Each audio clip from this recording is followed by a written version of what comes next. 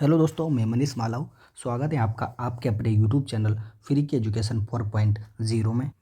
Dear students, अपने इस revision की क्लास में अपन ने प्रश्नावली 6 में 6.2 के क्वेश्चनों को सोल्व कर लिया था।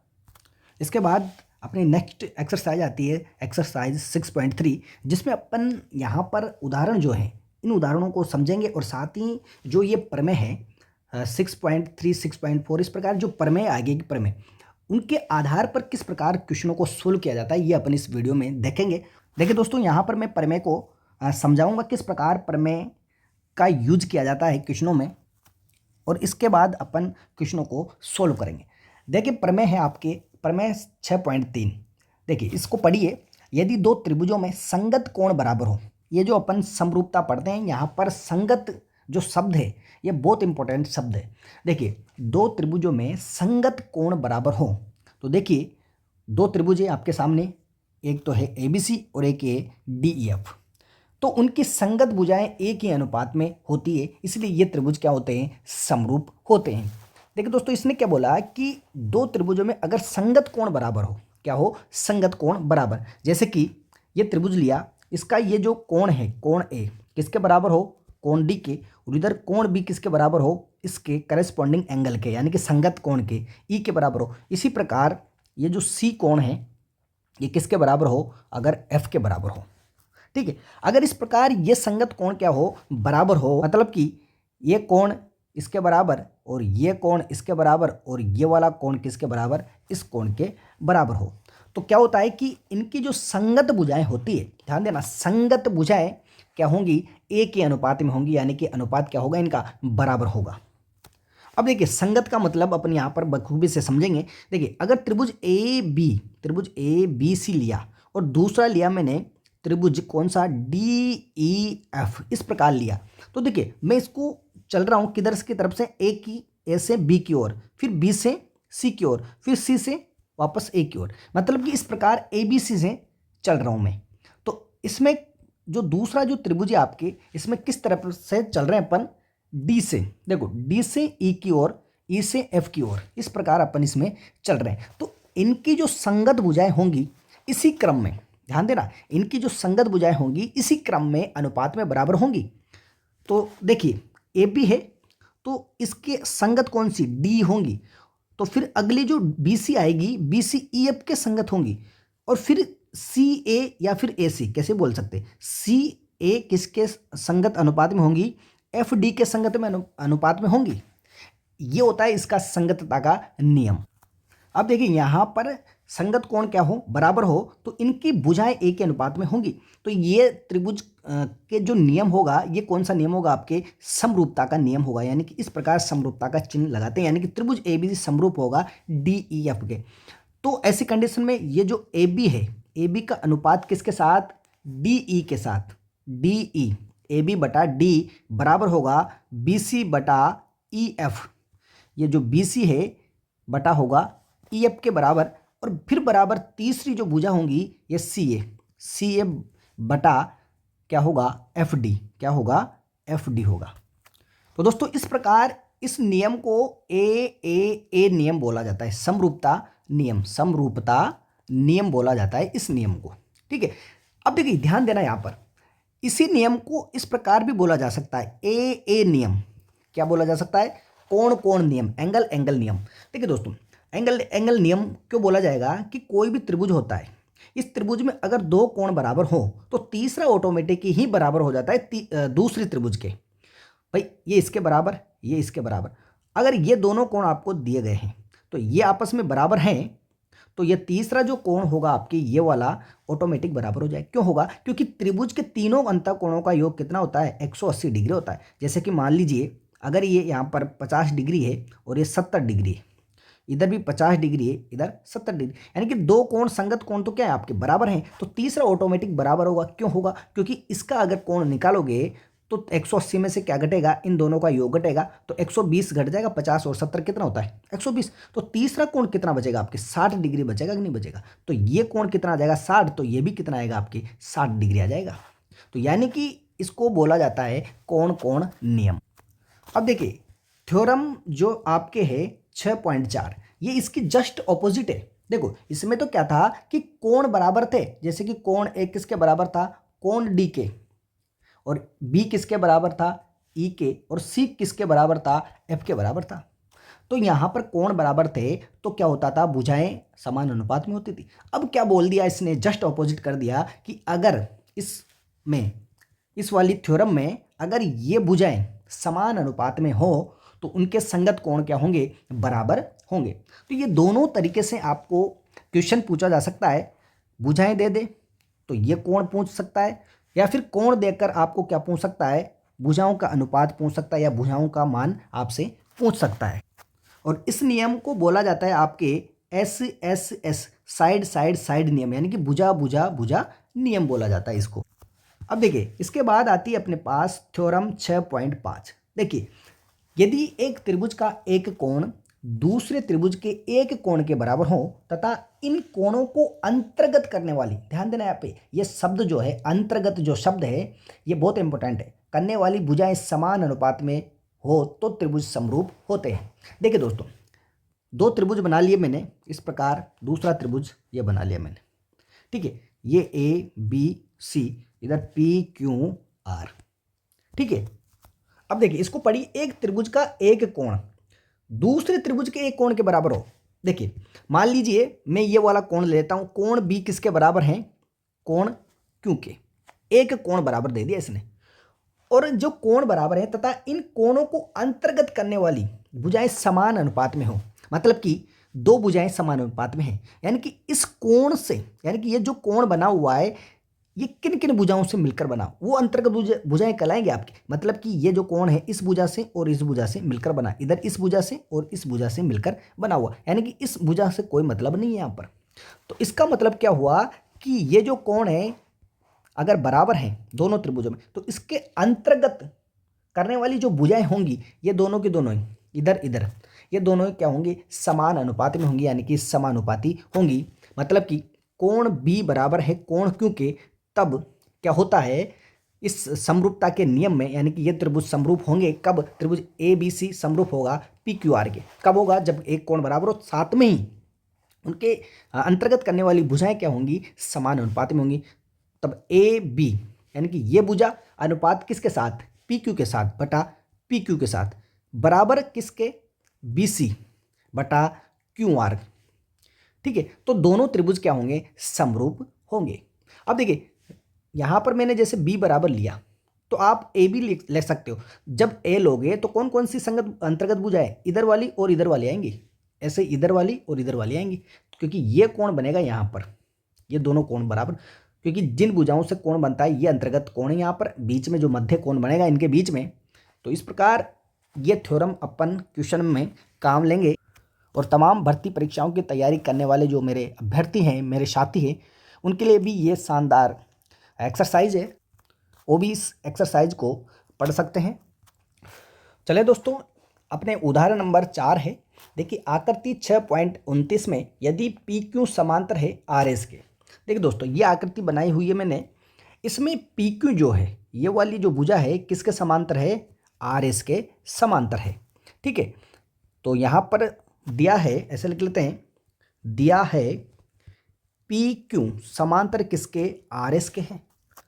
सिद्ध करना है अपन को त्रिभुज POQ समरूप होगा त्रिभुज SOR के। देखिए सिद्ध करना है, क्या सिद्ध करना है, त्रिभुज POQ समरूप होगा त्रिभुज SOR के। देखिए दोस्तों ये जो क्रम दिया गया है इन क्रमों को आप चेंज नहीं कर सकते, समरूपता में यही मेन इंपॉर्टेंट बात होती है।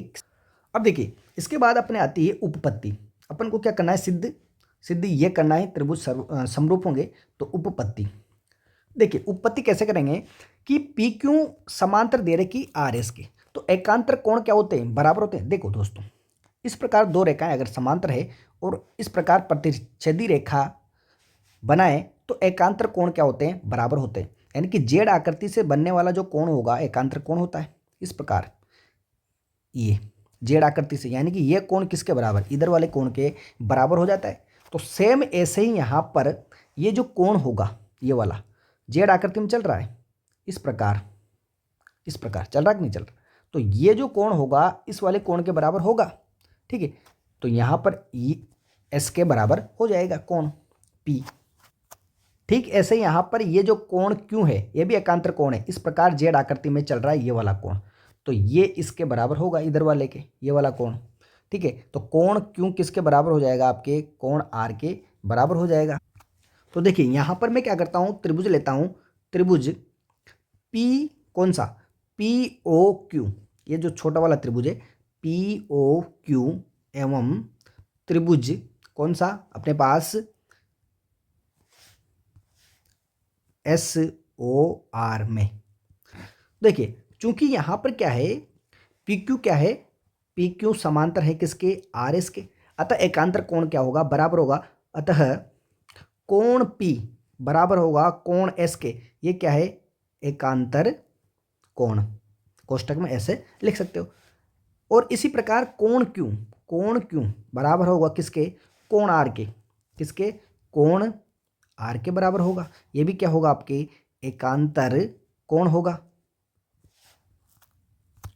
अब देखिए दोस्तों मैंने एक नियम बताया था आपको, कोण कोण वाला नियम, कोण कोण, तो यहाँ पर आप चाहो तो कोण कोण नियम लगाते हुए इसको समरूप सिद्ध कर सकते हो, लेकिन यहाँ पर एक कोण जो है ये वाला शीर्षाभिमुख कोण है, यहाँ पर ये जो बीच में है शीर्षाभिमुख, देखो शीर्षाभिमुख जो कोण होते हैं वो कैसे होते हैं कि अगर इस प्रकार मैंने क्रॉस कर दिया तो ये जो कोण इधर की तरफ बन रहा है इधर वाले कोण के बराबर होता है, और ठीक ऐसे इधर वाला कोण इसके बराबर होता है, ये होते हैं शीर्षाभिमुख कोण, ठीक है। तो यहाँ पर ये जो कोण है कौन सा, इस त्रिभुज में पी ओ क्यू में, तो पी ओ क्यू ये वाला जो कोण होगा, तो कोण पी ओ क्यू बराबर होगा किसके, कोण एस ओ आर के। ये कौन से कोण होंगे, शीर्षाभिमुख कोण, शीर्षाभिमुख कोण, ठीक है। शीर्षाभिमुख कोण क्या होते हैं, बराबर होते हैं। अब देखिए यहाँ से कोण कोण कोण नियम चाहे तो आप इन दोनों से भी कर सकते थे, लेकिन अपन ने यहाँ पर अपने पास है तो अपन उसको,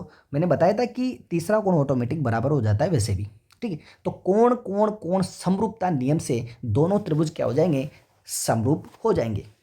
अतः ए समरूपता नियम से त्रिभुज पी ओ क्यू समरूप होगा त्रिभुज एस ओ आर के, हेंस प्रूव्ड। ये अपन को क्या करना था, सिद्ध करना था यहाँ पर, ठीक है दोस्तों। इसके बाद अपना नेक्स्ट उदाहरण है उदाहरण नंबर 5।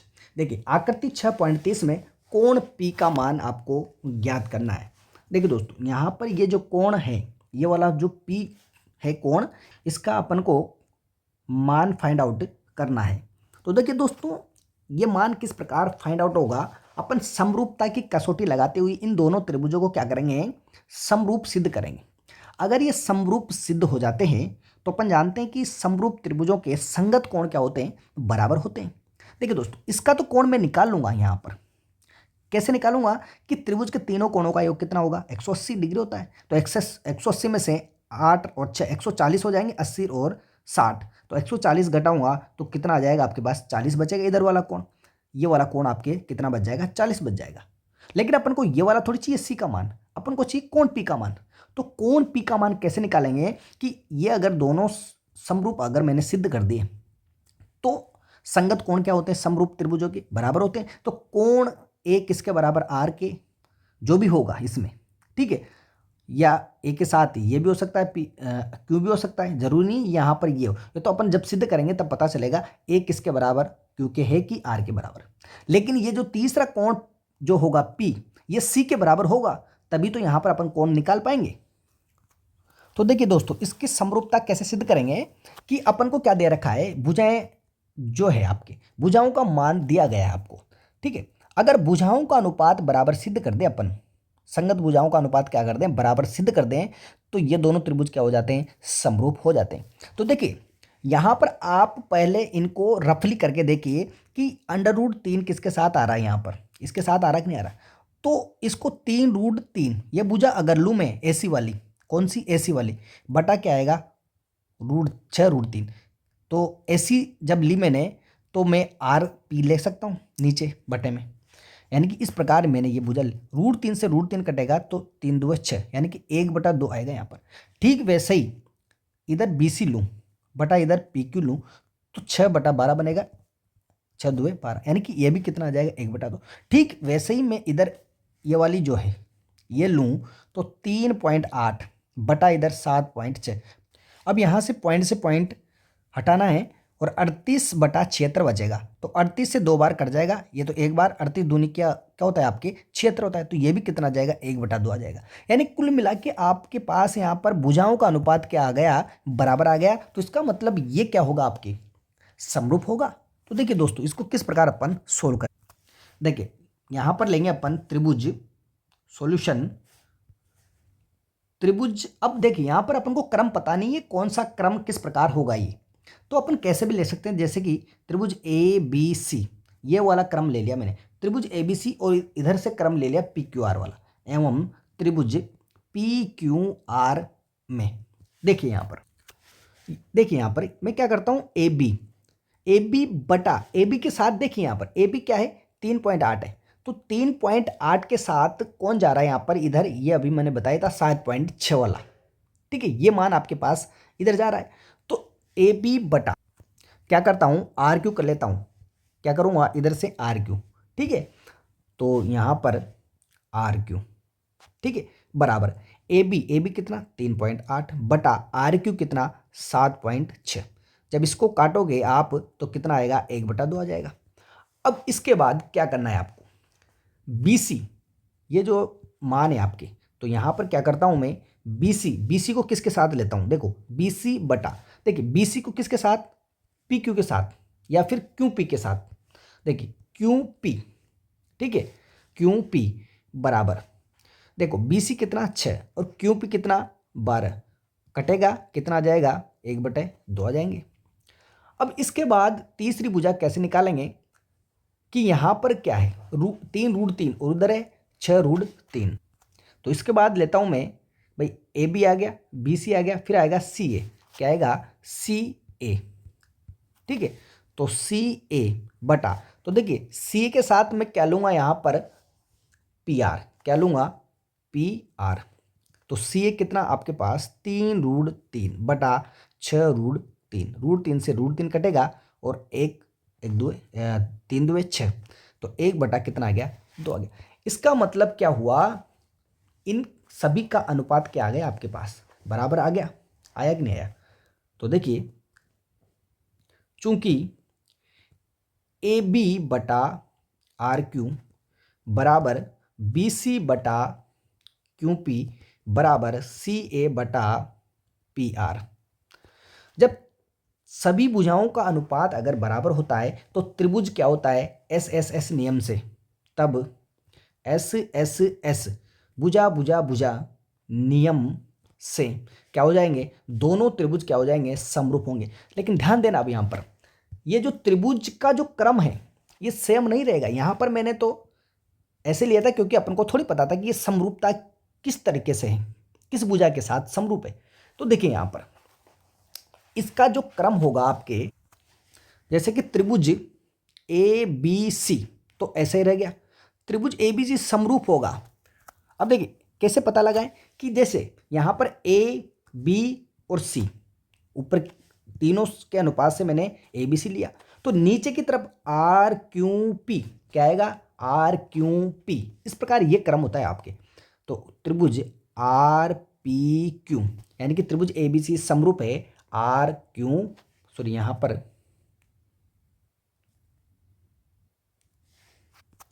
त्रिभुज आर क्यू पी के समरूप हो जाएगा ये। अब देखिए जब त्रिभुज समरूप होते हैं तो क्या होता है, संगत कोण क्या होते हैं बराबर होते हैं, अतः इसलिए कोण सी बराबर होगा, देखो यहाँ पर सी तीसरे नंबर पर आ रहा है तो यहाँ पर कोण पी के बराबर हो जाएगा, यानी कि संगत कोण क्या होंगे बराबर होंगे। ठीक है, इसको डाल दिया मैंने समीकरण नंबर 1। चूंकि त्रिभुज ए बी सी में तीनों कोणों का योग कितना होगा 180 डिग्री होगा, कितना होगा 180 डिग्री होगा। ठीक है, तो त्रिभुज के तीनों कोणों का योग 180 डिग्री होता है। तो देखिए कोण सी क्या बचेगा, यहाँ पर कोण सी बराबर बचेगा 180 में माइनस हो जाएगा कितना कितना 80 और 60 जुड़कर, तो 80 और 60 कितना 114, सॉरी 140। तो देखिए यहाँ पर कितना बचेगा 40 डिग्री बचेगा, यानी कि कोण सी का मान जब 40 आया तो कोण पी का मान भी क्या आ जाएगा 40 डिग्री आ जाएगा, क्योंकि दोनों कोण क्या है बराबरी तो है। तब समीकरण 1 से कोण पी बराबर कितना होगा 40 डिग्री होगा, यही अपन को आंसर निकालना था। तो दोस्तों इसके बाद आपके क्वेश्चन नंबर 6 है, यानी कि उदाहरण नंबर 6 है। ये क्वेश्चन आपको करना है, बिल्कुल सीधा सिंपल सा क्वेश्चन है। चित्र बनाना है और जो OA डॉट OB बराबर OC बटा डॉट OD दिया गया है। इससे क्या करना है आपको, यहाँ पर OA बटा OC कर सकते हो आप, क्योंकि OC को इधर क्रॉस मल्टीप्लाई कर देना और OD बटा OB इस प्रकार। तो ये जो त्रिभुज है आपके, दो त्रिभुज है आपके इसमें, ठीक है। इस त्रिभुज में क्या करना है आपको, शीर्षाभिमुख जो कोण होंगे, एक तो होगा शीर्षाभिमुख कोण और एक आपको दिया गया है कि दो भुजाओं का अनुपात बराबर है। तो समीकरण एक तो ये बनेगी आपकी, ये वाली दी गई है, और साथ में जो शीर्षाभिमुख कोण होंगे आपके, उन दोनों शीर्षाभिमुख कोणों से क्या हो जाएगा SAS नियम लगेगा। कौन सा, भुजा कोण भुजा नियम। तो इस प्रकार भुजा कोण भुजा नियम लगाते हुए आपको क्या करना है, यह सिद्ध करना है कि कोण A बराबर कोण C और कोण B बराबर कोण D होगा। बिल्कुल छोटा सा क्वेश्चन है, 3-4 लाइनों का, ये आपको करना है। तो दोस्तों आज के वीडियो में इतना ही, मिलते हैं नेक्स्ट वीडियो में। तब तक के लिए जय हिंद जय भारत।